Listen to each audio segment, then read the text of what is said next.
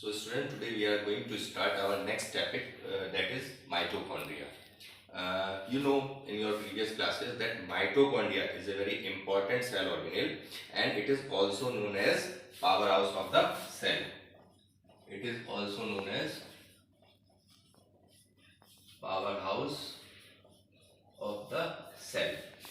Why it is referred as powerhouse of the cell? Because inside the cell, the all required energy for the various chemical activities or the various physiological activities that is required for life is synthesized and supplied by these mitochondria which are present inside the cell. Hence, mitochondria is also referred as powerhouse of the cell. Now we will try to understand what is the structure of this mitochondria.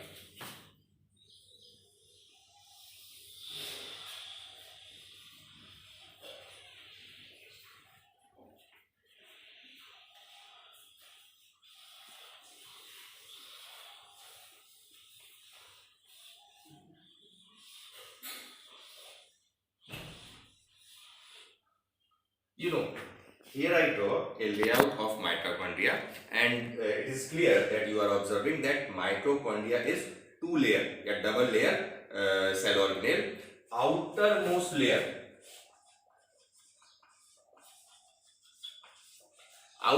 layer is very smooth, straight, but it is porous, and innermost layer you are observing that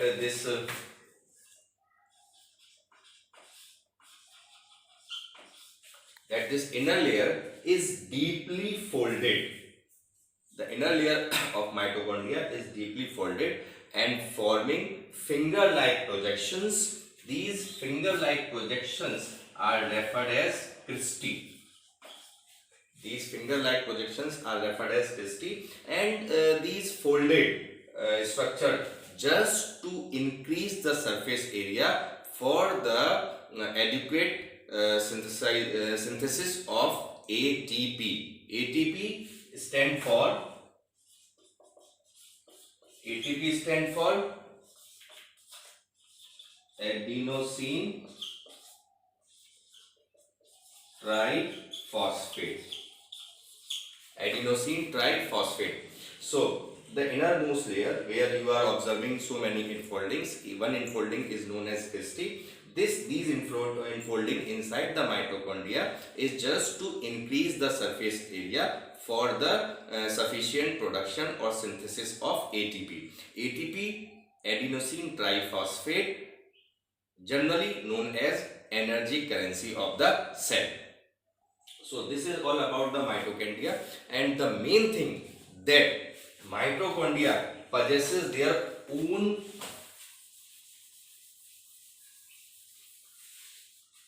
one thing I would like to clear that inside the mitochondria possesses their own DNA and ribosome. Mitochondria possesses their own DNA and ribosome. Hence, the genetic material inside the nucleus is what? Chromosome, or inside the chromosome DNA. That is the genetic material of whole the cell. But particularly in mitochondria, the genetic material DNA along with DNA ribosome present in them beyond the nucleus. So you may be said that mitochondria possesses their own DNA and ribosome, so they can synthesize or prepare their own protein. This is very important to note that mitochondria possesses their own DNA and ribosome, so they can synthesize their own type of protein in them. So they are also known as semi-automatic organelles. They are also referred as semi-automatic organelles. So this is all about mitochondria. So students, now our next topic is plastids. The next important cell organelles present inside the cell is what? Plastids. And one thing here I would like to clear that plastids are only present in plant cell. Plastids are only present in this plant cell. Further, plastids are of two types.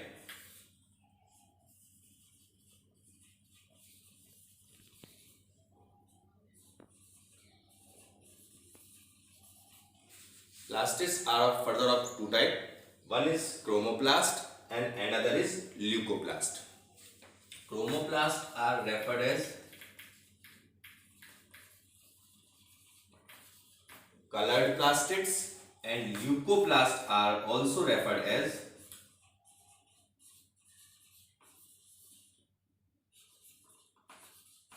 colorless plastids. The important type of chromoplast which are present inside the plant cell in the form of plastids are, the one is very famous, you know earlier, and it is chloroplast. Very common name. Inside the plant, you know, chloroplast is present, and that is because of this chloroplast, plant only can do the photosynthesis. So what is chloroplast? Chloroplast is the first type of this colored pigment, chromoplast, and that play a very important role in the process of photosynthesis.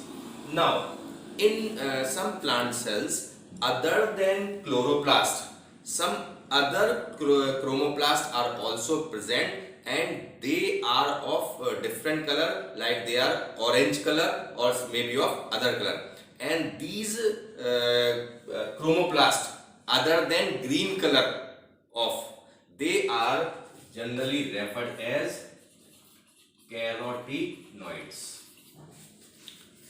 The chromoplast other than green color plastids. Green color plastid is chloroplast, and the plastid, they are other than green color, maybe orange, maybe red color of chromoplast. They are known as, they are referred as carotenoids.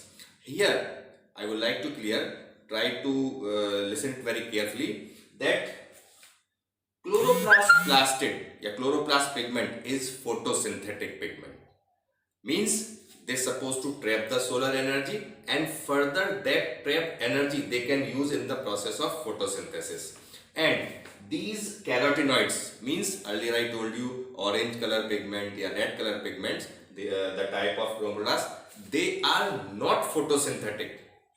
Listen it very careful. They are not photosynthetic, but they can trap the solar energy. Difference is what? Listen once again. Chloroplast can trap the solar energy and utilize them in the process of photosynthesis. But carotenoids can only trap the solar energy and transfer them into chloroplast by a complicated process. This process we will study in the higher classes. Here you simply know that carotenoids only can trap the solar energy, but they are not photosynthetic pigment.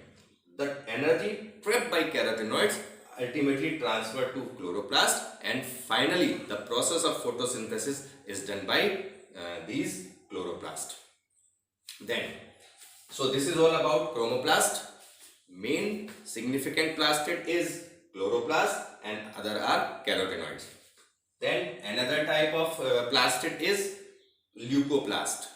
Leucoplast, as I mentioned here, colorless plastids.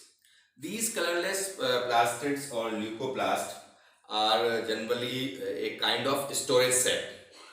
A storage sac means they are supposed to store fat granules in them, protein granules in them, and other granules, those they are in the form of food, they are supposed to store in them.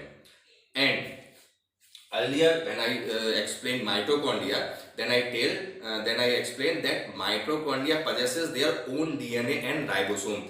In the same way, plastids are also possesses their own DNA and ribosome. DNA means genetic material.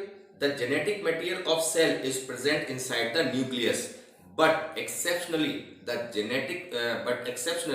mitochondria and these plastid possesses their own DNA and their own ribosomes, so they can synthesize their own protein accordingly. This is very clear to know, and this is all about plastid. chromoplast, colored plastids, leucoplast, colorless plastids, and these are generally a kind of storage cell.